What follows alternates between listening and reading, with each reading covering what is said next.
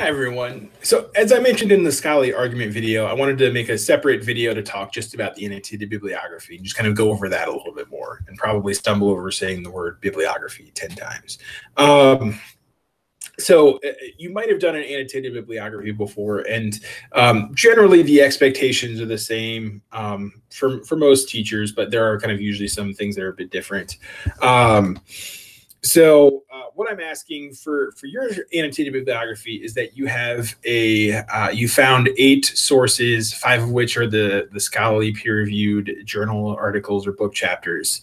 The other 3 which can be academic articles or can be more kind of trade paper or popular articles from websites, newspapers, magazines, that kind of stuff. So part of this is that you need to be looking at a lot of different research, a lot of different voices on your topic for this project, and really kind of thinking about what they're saying and the relationship that they hold to one another and how they're going to fit into your own argument. And that's really what the annotated bibliography kind of asks you to articulate. So there's 2 parts, and the first part is just finding the sources and then drafting the correct end text citation for each of them. And that's going to depend again on the academic style you're using for the 3rd paper. So that might be MLA, APA, Chicago, Turabian, CME. It just kind of depends on your field. So what you'll be doing is you'll be listing your sources alphabetically based on the citations, and you'll have the citation, and then right under it, you will have an annotation for each of your sources. So each annotation is usually kind of 1 paragraph. It's approximately 5 to 9 sentences. And what you're doing is really 3 things. So first off, you are establishing the credibility of this source. And that doesn't need to be a long time, but you need to be focusing on why this source is credible. And what that means is really focusing on, for scholarly arguments and for academic sources, really, that is the credentials, the expertise of the authors, right? We want to know who they are. So-and-so professor of psychology at Washburn University, or professor of economics at the University of Kansas or Duke or Harvard, wherever they are. What this doesn't mean is saying, I found this in a database, so it must be good, or it's published by these people, so it must be good. You need to clearly establish the credentials and the credibility of the authors of the article, or lead authors. Sometimes you have you'll find studies with 30 different people, and so you want to talk about the lead author. So you need to establish the credibility of the authors. You need to briefly summarize in 2 to 3 sentences what the piece is about generally. So this is a broad summary. It doesn't have to be super specific, and really it can be focused on what this source is bringing to your paper.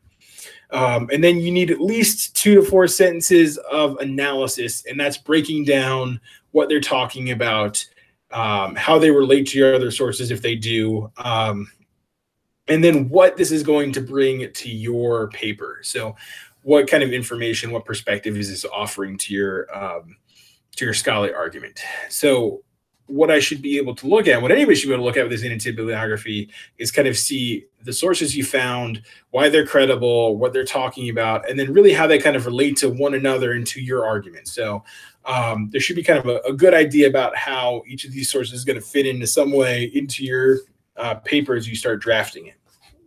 So the annotations don't need to be incredibly long. Like I said, 1 strong paragraph is good, but they need to be a full developed paragraph, kind of hitting on all those things.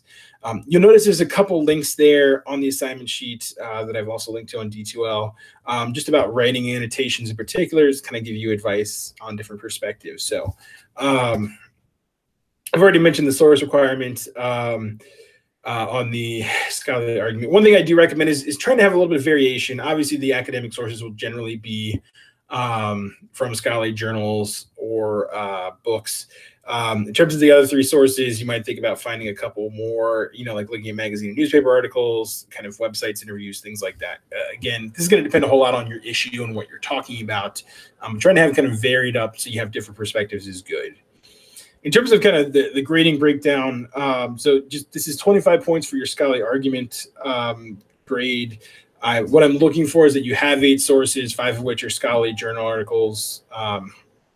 You have the proper citations for each one, and you have strong annotations that establish the credibility of the source, briefly summarize and analyze it, and explain its relevance to your own argument.